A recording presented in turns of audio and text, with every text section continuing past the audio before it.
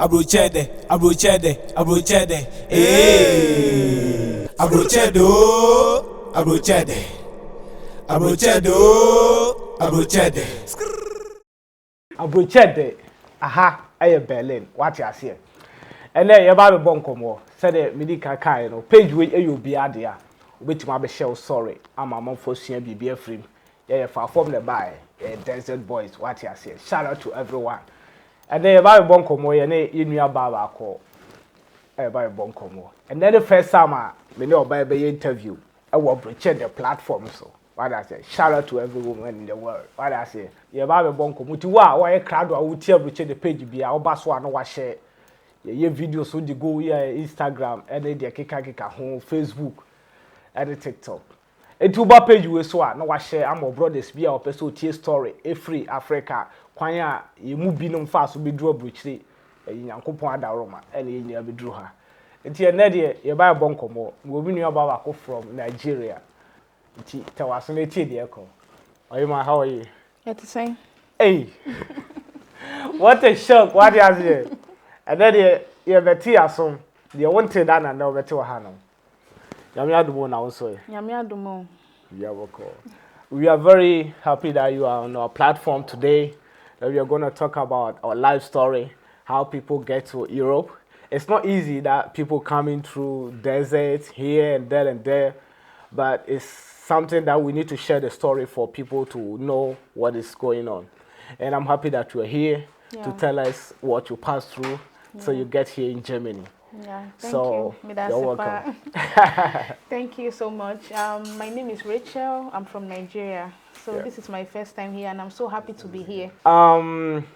You are the first female that came into the platform. Wow. And I'm very happy and grateful that you are here. Thank you. We used to hear a lot of stories about people coming from Africa.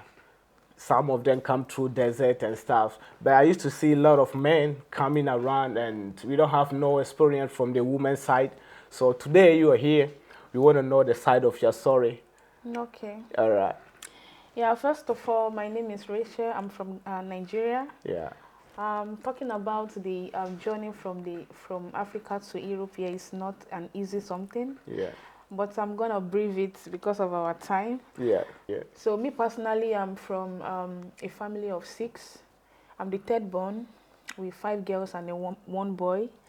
So you know, right from the beginning of my life, I don't really put it in mind I'm going to travel abroad. If somebody even tell me I'll be in abroad, like I would just ask the person, "Are you dreaming?" Like me sure say like the thing is just doing me somehow. But I'm so happy today. In the beginning of the journey, it's not so easy because, let's say, when I went to school, I graduated and then I started working as a teacher in primary and secondary school. So I'm teaching, I think, GSS 1 to 3 that time when I met my husband. So, you know, when we met and everything, then we start living together. And, you know, life is beginning to happening. Yeah. So from there, I think he said he's going to travel and he wants to just go out there and, you know, for the future to prepare everything. Yeah. So I was so confused. I was like, "Are you going and leaving me behind?" Because, you know, I can't stay while you go because everything I do that time, we do everything together. Yeah. So for him going and leaving me behind, it's like something. So I thought maybe he was joking at the beginning, but I later saw he was very serious about it. Traveling. So I said, "Okay, you are a man. I can't stop you from going out, you know." Yeah. And you are from Ghana, I'm from Nigeria. So what is like, I'm so confused because I was like, now you are going, I don't know any of your family member or anything. How am I going to be in contact with you? Are you going forever? Then he told me that, okay, everything will be all right. It's just going for a greener pasture. That if everything is all right, then I'll come over. Yeah. And I said, okay, no problem. Then like that, he went. Then I continued my job. Then I go back to my family house because I can't be staying there alone where we are living. Yeah. So months passed by, I didn't hear from him. I was very worried. So I did everything in my power, but later I hear from him because I saw a strange number, like a foreign number calling me on phone because he wrote my number before going. Yeah. So I was so happy to hear from him. Then he told me everything that is not being easy for him moving from Nigeria to Libya. I was so happy to hear from him because he told me everything is now okay. He's working, and so I was also in. But one point I will never forget in my life, like when we are trying to discuss what he passed through on the road, like he was trying to tell me like it was like a lot of people, a lot of girls, even people that are not up to my age, are also coming to the journey. Like I was like, what are you talking about? Yeah. So I was like, the way he tell me, like I was so very interested. Yeah. But I was like, how am I going to go about it, Then I told him, okay, no problem. Then I have a friend of mine, very close to where he was working. Yeah. So she's the one that told me about it also, because I asked her, because I already know I have a fiancé, like he's in Libya. Then he told me, I think there is one opportunity traveling to Libya too, because as my job, I'm a stylist, I make hair. Yeah. I can make hair very beautiful. Then she told me there is this opportunity that can change my life. If I can travel to Libya and work, I will make money. Yeah. So by the time I hear Libya, my mind was very ready because I know my man is there. Yeah. So I was like, no matter any circumstances, I will go. Then she told me the process, everything. We have to pay some money. I said, okay, no problem. Thank God I have some savings also. Yeah. As a lady, if you are working, you have to be saving. You don't have to eat with your 10 fingers. Yeah, so all my money that time I was saving, I said, okay, if this is, I'm going to sacrifice this money. I'm going to go to that Libya. And I know I'm going to see my man. Yeah. No matter how big Libya is, So then, wait, how do you be sure that you're going to your man and he's living okay, that you're going to be with him and living life that you're dreaming? Yeah, because, when I heard from him, he told me that he already got a job and is living well. He didn't tell me the real truth about Libya. Yeah. So I was very happy to go there because I know no matter how I go there, I will get in contact with him and we are surely going to meet. Yeah. So it gave me a lot of confidence. I have a lot of faith. Yeah. So I'm not even thinking anything negative. So we did everything. Then first of all, they lied to me that, okay, we are going to take a flight from Nigeria. It's not going to be a road journey. Yeah. So I was very happy. First in my lifetime, I'm going to be on air, like traveling. Yeah. I was very happy. Yeah. So I packed all my bag, traveling bag. When you are traveling outside the country and you are using hair, you are traveling by hair, you have to package, the way I package my bags and everything. So when we get to some point in, I think, somewhere in Lagos, Yeah. I saw a lot of people. I was like, what is going on here? They told us we are going by flight. So I was thinking we are going to airport because everything, passport and everything is ready. Yeah. Everybody were looking at me because I was a little bit different from what they are like. Some people were with school bags. Yeah. Some people dressed shabbily. I was the only one that dressed like, somebody that is traveling. Yeah, People are just laughing like, what's going on?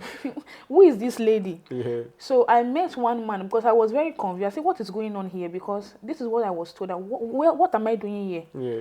Then the man was speaking my language, my mother language, that is Yoruba. Yeah. Then he started telling me that, who told you are going by flight? This place you see everybody, you are the only one different. Look at yourself. You are going with luggages. Who told you all this? You are going to drop it here. I said, okay, no problem. Since I've already made up my mind, anything you guys say, I'll accept. They said, we are going to pass through road, but everything is going to be all right. Maybe it's going to take us like a week. Yeah. Then we'll be in Libya. I said, okay, no problem. Then they changed my bag, take my luggages, change my dressing. Like, I now look like the same people traveling. Yeah. So we were shared into groups, group A, group B, group C. So I was the only female in my group. Okay. So then we moved from Lagos to Kano. A lot of things happen on the road, like all these people stopping on the road, like stop and search everything. And all this time you were talking to your man, right? No, all this time they took my phone. Okay. They took my phone from there, took my bag. They told me, this is how you are going to go to the journey. This is how we do here. Yeah. If you want to travel to Libya, you have to accept what we are telling you. Okay. So they took my phone. They told me they are going to give me my phone. But for now, I should not receive any calls. Okay. So I couldn't have any phone. Yeah. I was just like, my mind is in that Libya because of my man. Because I was like, anything that will happen, I'm ready to face it. So when we get to a point, I think, is it Agadez? I don't know. Yeah. Yeah, because I was like, then they drop us. They are now changing us, like, I don't know, the way they do their connections is very funny. Yeah. You know, we are a lot of people, but when we come down, they change us to a particular places, different type of places. Yeah. So they put us in, I think, in one house, like just like a hut. We Yeah. are there, so even food to eat, the water, the way the environment looked like, I was like, Yeah. what is going on here? A lot of flies, you know. Yeah. I said, they said we are going to stay here, and our next the next transportation will be in Monday. They said they move every Monday, so we get there on Friday. So we spent Friday, Saturday, Sunday at the place, even to even take your bath. Yes. You know, as a lady, you will not feel comfortable. Yeah. Yeah. Look, the toilet is not clean every time. I say, okay, no problem. I overlook all this thing because Yeah. I know what I'm looking for. You know, when you are going to somewhere in life, you need to sacrifice yourself, and you are determined. Yeah. So we move. So I was very surprised when the transportation came. Yeah. It was a ELOS. They tried putting a lot of people. Before then, a lot of blacks, they call them aboki in Nigeria. Yeah. They came and say a lot of things like a ninja wear to protect you from the dust. Yeah. All these things, you buy water and everything. So we buy that. Before that, I took phone from some girls like that and called my man because I have his number on my head. Okay. So I called him. I told him that, hello, it is me. I'm in Agadez. I'm coming to Libya. He was like, are you joking? It's like, this is a prank. What are you telling me you are in Agadez? Then he confirmed the number because he said he just begged me. Just go back. This place you are coming is not for ladies. The only work here that ladies do is prostitute. Just please. He was begging me to go back. Yes. But the way he's talking, I was also afraid.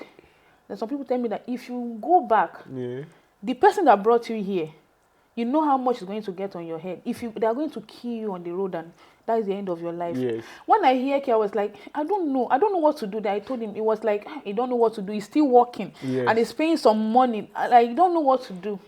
I said, with this time, I don't think I can go back. Yeah. Just keep on praying for me. Yeah. Then maybe when I meet you, you know, I said I was coming to Libya because of you. I'm not coming here to do any job. Yes. Then he started calling a lot of people. Then it's okay, no problem. I was coming. Yeah. So when we get to a particular place, Gatron. Is it Gatron? I don't know. The journey is not very easy, bro. I remember when we are in Gatron, something strange happened. Yeah. Like a lot of soldiers, Yeah. they stop our ELOS and ask everybody to come down. Then they share us, the ladies and the men, they separated us.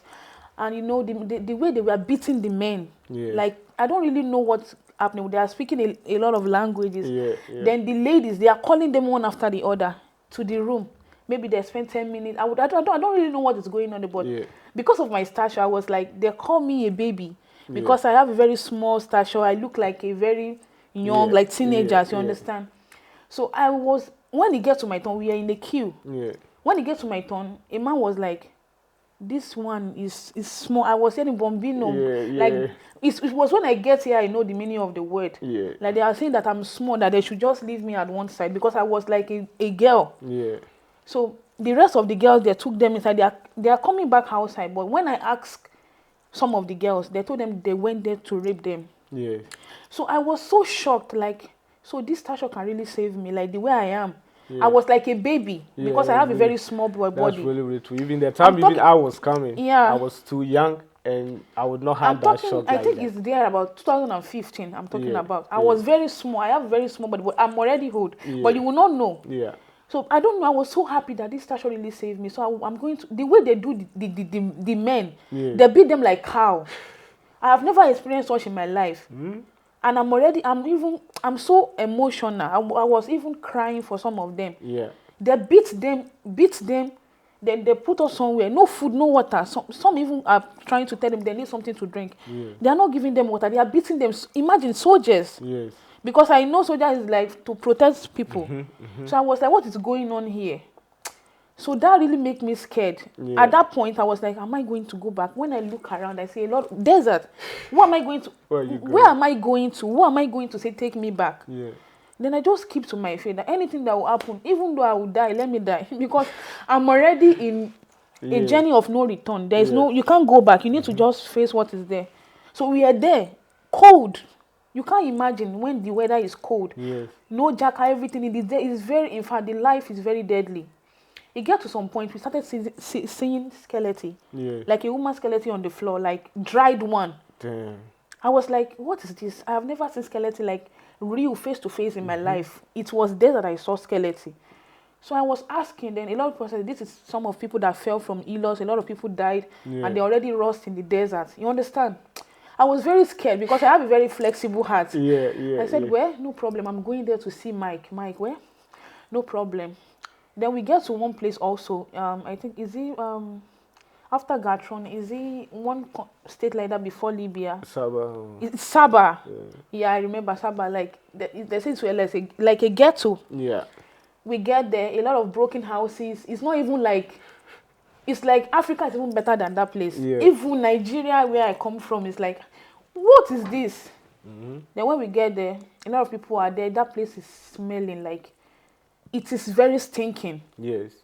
Because a lot of people are there. You see some people with wound, everything there. Like, I said, this is where we are going to stay before we are still going to move again. Yes. They are just changing us like a sardine. From here, they change us like, I don't really know. Yeah. But when we get there, like the group they put me, they took us to a very nice room. They gave us food. I was thinking I'm going to be in the nice room. It's like, I don't know, it's like a welcome something. When you come new, they welcome you. They took you back to where everybody is staying. So they took us back in the middle of some girls. Some are very dirty. You know, hygiene. There's nothing like hygiene there. But even food. And the food is the problem. When they drop food like this, you know, they don't serve you like individuals. They do it general. They can bring a tray, maybe a little rice or spaghetti. If you are forming a big girl or you are forming like you are from a rich home, then let me tell you something, you are going to starve. Yes. You know, when they bought the food, I was like, they are going to bring plate and share it for individual. They just said, that is your food. Yes. The way they push it, like you want to feed a dog. Yes. That is your food. You guys should eat. Then everybody that already know what is going on, no, they were there before. They were rushed. I was saying food before I knew it. I have not even taken one. No spoon. You have to use your hand. Yes. Some people are very dirty. They still put it, but you have to join them. Yes. Before I could put my hand in the bowl, the food is finished. I was like, I was like, what is going on here? Then I went to go and meet the boss. Like, I couldn't afford to eat anything. They said, yes, it's not their problem. When they drop the food, why can't you join everybody and eat? That after this food till tomorrow again. Wow. I was like, how am I going to survive? And the money with me, I don't even know what to do. I don't know who to call, who to send for. I don't even know anywhere in that area. I called the other men. Something happened that really shocked me. The place they put us, there's one guy there. It's like very older than me. Like somebody that is very older to be my father. I went to, like a responsible person, I went to meet you. Daddy, please, I have money with me. The food is finished, but is there any way I can get food? He said, don't worry, my beautiful daughter, I'm going to help you. I was very happy. They said, come inside. Come in. The way the guy was saying I should come inside, I was like, come inside. You have to call somebody that come inside. I was like, I should come inside. But one guy was telling me, don't go inside. If you go inside, go and ask the other lady in the other room. Your own is finished. You will collect your money, he will rape you, and you are gone. I starved that day. You will not believe. Me that was coming from a long journey. I didn't eat. I came to the house again. I didn't eat. Then if you see me, I started losing weight. You know, when you don't eat food, I now started looking like people that are living there. You understand? I didn't eat. I called my husband again. This is what is going on. My husband said, yeah, this is what is going on. I just don't want to tell you. This is the life that is going on here. I said, why don't you tell me? But you said you are living fine. Then all that one goes. Then we do the connection. Then I try to go and meet him. The shock part of the story is that when I saw my husband, I didn't recognize him. I was like, who is this? He has a lot of, the hair is full, the fingernails, he was in a dirty cloth. I even refused to follow him. I said, I don't know you. Who are you? Because he changed totally. You told me you are living. I was like, he's living a luxurious life. The way you talk on phone and everything. We couldn't talk to ourselves for the past 30 minutes. We were staring at each other. He was also looking at me. Because I've already changed also. I've in fact, easy, bruh. I swear. Easy. Life, we say, masisa kura. Easy, or share me say me so me share no. More than 30 minutes, me nkasa. When we get to a point, it was like, Richard, talk to me. The voice was like, is this really you? This voice is you, but why are you like this? Yeah. So it's a long story. He's going to tell me. Then they took me to uncompleted site. Yeah. I was like, what is going? Is this where you are living? Uncompleted building. What is going on? I said, this is where I work. Yes. A lot of Ghanaians are there. Everybody is there. Like. So, when you get to Sabah, to Tripoli, you were still talking to your husband when you were in ghetto? Yes, but something happened there. Now you bring me back. Because they took us to one big hall like that. A lot of ladies are there. A lot of ladies. I was like, what is going on? They said, this is where I will be working. Because they told me I'm going to work as an hairstylist. Yeah. But what I'm seeing there is not like hairstylist. A lot of ladies. Yes. They are wearing a lot of meaning things and everything. They said they even gave me a room. Yeah. They said, this is your room. This is now your madam. Yeah. I said, madam for what? I thought we are going to a salon where I'll be working. Yeah. They said, this is your madam and everything. Not knowing it's a prostitute job. Yeah. So the lady told me that this is where I'll be working. From now on, I will not have access to go outside. If I want to take anything, they have somebody that can help me to get anything I want. No phones. Yeah. You are not allowed to make any call. If you want to make any call, it's only the madam that can make the call for you. You are not allowed to go out. It's like a prison. So so it means like when you coming from Nigeria and you're female or Ghana or any part of African country and you get there, you're supposed to pay money for them, or how did they took you to They the took me because they said that the money I paid, is a little money I saved. Yeah. It can't take me to Libya. Yeah. They said the money I took just brought me to Agadez. That is where the money stopped. Yeah. Like it's like a lady was the one that brought me from the Agadez. Yeah. So that money he used to brought me, I need to pay that money. Yeah. That is where I'm going to work and pay that money. Okay. So I'm not going to gain freedom outside. Yeah. See, when I'm then pay all the money. And I was like, then which work? They're saying this is how the woman was trying to coddle me, Yeah. This work you are going to do is going to change your life forever. When you make money, you are going to turn to a big madam like me. She started saying a lot of things. Yeah. So this is my room. Men will came, they will come and sleep with me. A lot of things. I was like, sleep with me, saloon. Yeah. It's not corresponding to each other. Yeah. They are saying, sorry, madam. They told me I'm coming to do a stylist job.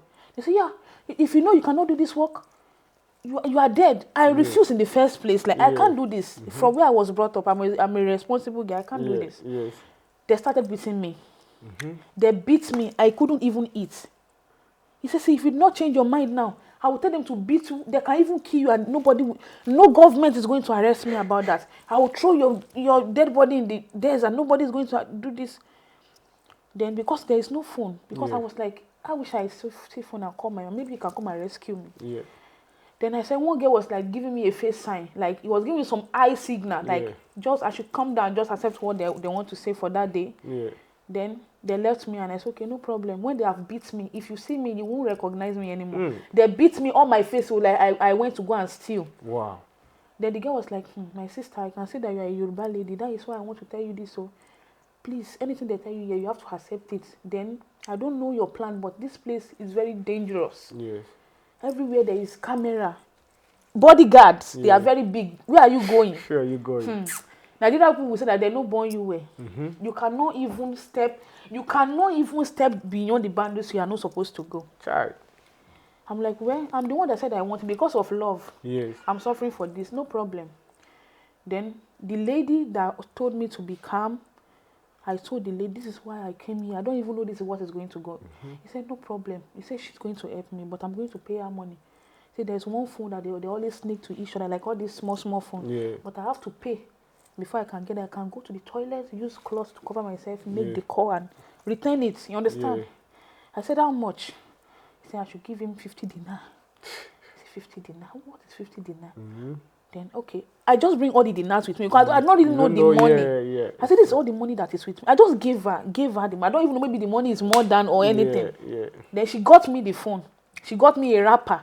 See, that is the code that they use there. When you want to make a secret call, you go to the toilet, put the phone, wrap your head. Then I call my man doing that trick. See, this is where I am. And they said, the woman said, if I'm going to live here, this is the kind of amount you are going to pay somebody that is coming to rescue you. My husband said, I've killed him. Because that money, you have not even made quarter of that money. You don't know what to do. Which area am I? I told him. He said, okay, well, now you see a boy. That is what he told me on Facebook. Yeah, he's a I'm helper. still a boy, like a errand boy, but I'm going to call my master and talk to them and get back to you. I said, please don't get back to me. This phone, after making this call, I will call you again. I'm going to return it. Yes. Then I told him the area where I confirmed the area I was living. Then he called him. They said I'm going to pay, I think, I remember, they said I'm going to pay like 6,500 dinar to take 6,500 dinar to take me out from that place. If I don't want to do that job, then I'm free forever. Wow.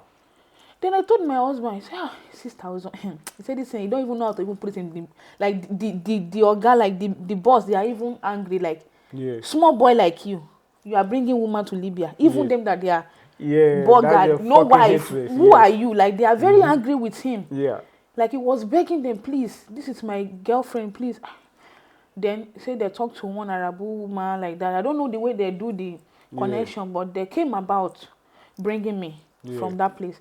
Everybody was looking at me. Everybody was shouting, hey, you are free. Hey, you are... I was like, it's like when you are in prison, you know, for some days, you didn't see some sunlight. Then you are outside, you know, you feel like a freedom, like a freedom someone.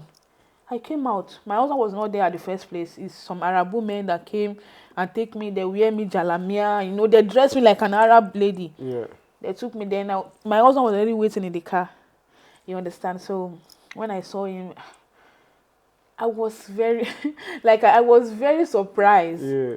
But that money is not a small money. The way I call it, 6,500, it's not a small money in Libya. I swear. But my husband said that if you work from, you say that money can be working like 5 years, 10 years. You have not seen that money because I swear, it's a lot of money. Yeah. But he said no problem. Even though I pay for 20 years, I will pay because you are now free. I'm seeing you. You understand? That is how I came about going to. I started dressing like an Arab person. There's somebody like from, you know, I was like, what is going on? Then they took me to the uncompleted building. Like, I was very feeling cold. It was raining. Yeah. When we come down from the car, we need to walk a little bit before we get there. So they on the lights, like, they'll make a fire for me to feel me warm. Like, they gave me food. I said, now, this is it now. Now you are here. Mike was telling me, now you are here. Now I need to go and rent an apartment because we live together like, we live in a hall. All of us, we are a man. So only you cannot leave. We have to look for an apartment. Another money again. He has to go and borrow, you know. It's not an easy thing. I swear. I was like, when I first came, I was the only woman in the house. Before we get the apartment, everybody was like...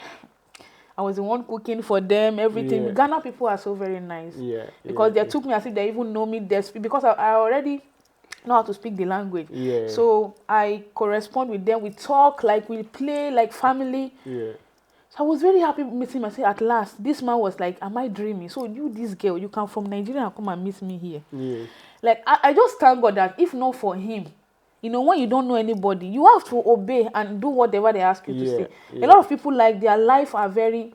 In fact, I don't know, Africa, we are really suffering. We are really, really suffering. We are really suffering. There's one girl I met in the college also, she was like 15, 16 years. We went there to buy a go-go, and I saw this girl was sitting down, she was crying.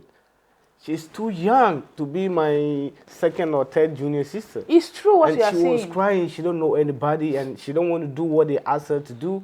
And she always cries. She lose weight. She don't eat. She don't do anything. And she was so beautiful girl. Like, she's supposed to get good life. I won't blame we that we are traveling. I blame the government.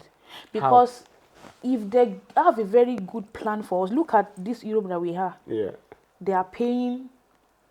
Like baby, when you are from your baby to your teenager to when you start working, they are paying. Like the life is very sweet. Like your name, Abrochire, there, you know. Everything is very beautiful here. They make a very good plan. But Africa is not like that. Why Africa is like that? You see, when you are born to struggle. Yeah. If you cannot struggle, you cannot live your life. Yeah. The government doesn't care about you. Yeah. You understand? But here it's not like that. They took everybody like a very good people. Like, they don't want to care where you come from. Maybe you are from Africa or another continent. But Africa, you have to fight for yourself. You, like, from a teenager. This I'm telling you, it's not easy. I started hustling from the age of 14 years. Wow. I already know what they are. Put load in the market, walk around, hawk goods. Yes. You have to work money. You can see an African man, they are very strong because they start hustling at the age, very small age. Yeah, yeah. So I would just, if our government can try to do something good, like they should just look the way the Europe is. Like just set something for us. Some people would waste their money going to schools, universities, traveling. At the end of the day, there's nothing to show for it. Yeah. There will be, you will see a graduate driving Okada, driving, selling bread. Like my husband, if you hear my husband's story, Yes. what he passed through is not Yes. his. So I was like, Africa, if our government can please, they should just try to do something good for us, like the youth.